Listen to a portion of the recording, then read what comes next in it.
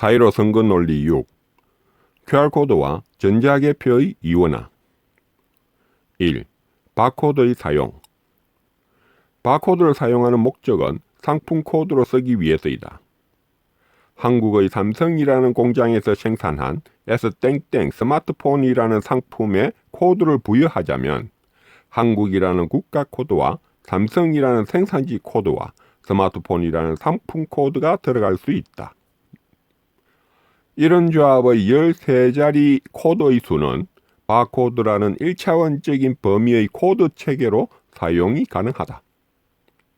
그 코드는 고유의 번호를 가지며 동일한 상품에는 동일하게 인쇄되어서 상품이 이동할 때마다 바코드 리드기에 읽히면서 전산으로 관리가 되어진다. 상품에 인쇄된 바코드의 고유 번호로 생산과 유통과 판매와 제휴 관리를 할 수 있는 것이다. 여기서 어떤 스마트폰이라는 상품이 어떤 고객에게 판매되었는지를 관리하기 위해서는 별도로 고객에 대한 정보가 필요하다. 그 고객 번호가 있음으로 해서 고객 관리가 이루어진다. 스마트폰에 대한 AS 등의 이력을 관리하면서 스마트폰마다의 AS 관리도 함께 할 수 있다. 그리고 같은 상품에 인쇄되는 바코드의 모양은 똑같은 고유 번호를 가진 문양으로 모두 같다. 또한 고객 카드를 읽으면서 인식하는 바코드도 고유 번호를 가진 고유의 모양을 한 바코드이다. 이렇게 상품의 바코드와 고객 카드의 바코드를 두 개 읽으면서 상품별 고객 판매 관리나 고객별 상품 관리와 AS 관리도 할 수가 있다. 2. QR코드의 사용. 선거의 투표 용지에 바코드를 사용하는 목적은 어떤 지역에서 투표한 용지인지를 구분하고 지역구별로 투표한 인원수를 집계 하는 용도이다. 이러한 용도의 선거구 지역코드에는 1차원적인 바코드의 범위로도 충분하다. 한 지역구가 하나의 상품처럼 한 개의 고유 번호로 투표용지에 같은 문양의 바코드가 인쇄된다. 그러나 그 지역구에서 누가 누구에게 투표를 했는지를 관리하고자 한다면 유권자에 대한 정보가 필요하다. 그래서 신분증을 스캔해야 하는 작업이 필요한 것이다. 그런데 유권자를 식별할 수 있는 주민번호 13자리를 지역구와 함께 하나의 1차원적인 바코드로 출력하기에는 너무 길다. 그렇다고 두 개의 바코드를 투표용지에 인쇄하는 것은 그 용도를 의심받는 일이다. 무엇보다도 지역구의 바코드는 같은 지역구에서 모두 같은 모양으로 인쇄되겠지만 주민번호는 투표용지마다 모양이 다 다르게 출력되기 때문에 표가 나면서 설명할 길이 없다. 그래서 구현할 수 있는 것이 QR코드이다.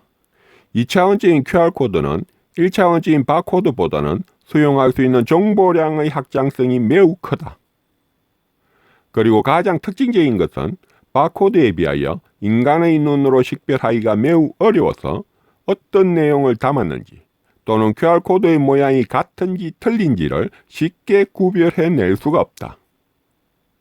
그러므로 QR코드는 바코드를 했을 때의 문제점인 1차원적인 범위의 한계로 두 개의 바코드를 인쇄해야 하는 점과 주민번호의 코드마다 문양이 다름을 감출 수가 없어 비밀이 노출되는 점 등을 감추면서 2차원적인 범위의 확장성으로 한 개의 QR코드에 지역구와 주민번호를 같이 넣어서 출력하고 유권자마다 다른 주민번호 코드 문양의 불일치를 쉽게 인식하지 못하도록 하는 수단이 된다. 이렇게 바코드와는 차원이 틀리고 형식과 용도가 다른 QR코드를 사용함으로써 신분증의 스캔으로 주민번호를 투표용지에 표시나지 않게 출력하는 비밀이 되는 것이다.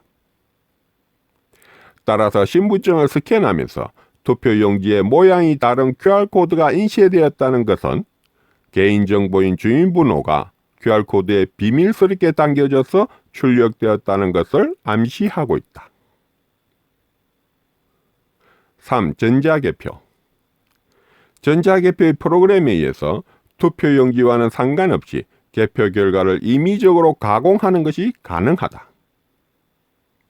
그러나 그러한 방법은 참관인들의 눈을 속이고 현황과 너무 다른 통계의 수치가 나타나면서 쉽게 들통이 날 수 있는 위험한 방법이 된다. 그렇다면 현황과 유사하게 일정한 비율을 주면서 표시나지 않게 참관인들의 눈을 가릴 수 있는 방법은 이길 수 있는 성률의 값을 찾아서 그 비율만큼 분류기로 표를 빼돌리는 방법일 것이다. 그런데 그 방법도 전국의 모든 눈을 다 가리고 성공하기가 쉽지는 않을 것이다. 그래서 작전이 이루어진다. 모든 투표용지를 다 하는 것이 아니라 사전투표용지는 제일 나중에 참관인들이 지쳐있는 새벽에 개표를 하면서 특정 정당의 지역구와 비례대표를 찍은 표를 일정한 비율의 값을 주면서 자신의 정당으로 빼돌리는 방법이 가장 유력할 것이다. 당일 투표와 사전 투표를 구분할 수 있는 방법도 이미 QR코드의 유무로 구별이 되어 있다. 4. QR코드의 목적. QR코드의 목적은 유권자의 기표에 대한 정보를 수집하는 데 있다. 이러한 정보는 다음에 있을 선거의 전략에 활용하고 국민들의 성분을 관리하기 위함이다. 그러므로 QR코드에 담긴 주민번호로 투표자가 누구인지를 알고 기표한 정보로 누구를 찍었는지를 알게 되면서 주민번호별 기표에 대한 정보를 데이터로 만들어서 송출기를 통하여 서버로 보내는 것에 그 목적을 두게 될 것이다.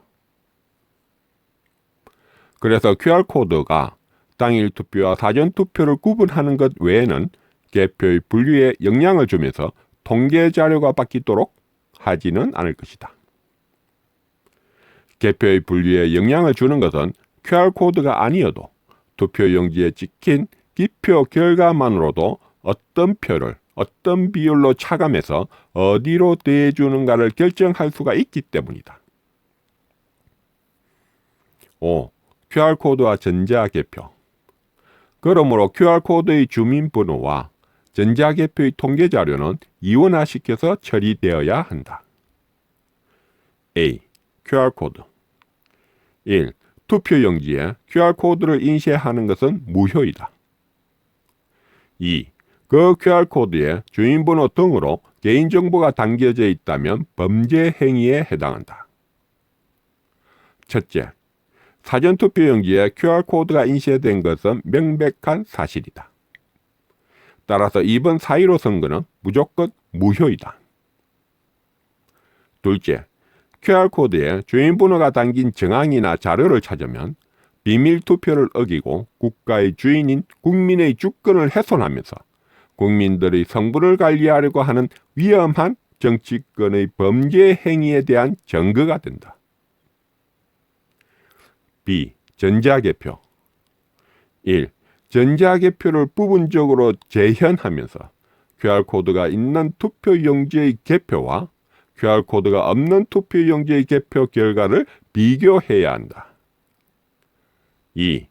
그런 후에 전자개표에 의한 재개표와 수작업에 의한 재개표 결과값이 4월 15일에 기개표한 결과값과 일치하는지와 불일치하는지를 검산해야 한다. 첫째, 1항의 부분적인 재현으로 QR코드의 유무에 따라서 개표 결과값이 다르게 나오면 QR코드의 구분으로 전자개표의 프로그램에 의한 부정선거의 개입이 드러나게 된 것이다. 둘째, 2항의 수작업과 전자개표의 재개표와 기개표의 결과값이 모두 일치하지 않으면 부정선거가 개입되었음을 그리고 어떠한 증거의 인멸에 대한 시도가 있었음을 알 수 있는 경우의 수가 드러나게 될 것이다. 2020년 5월 2일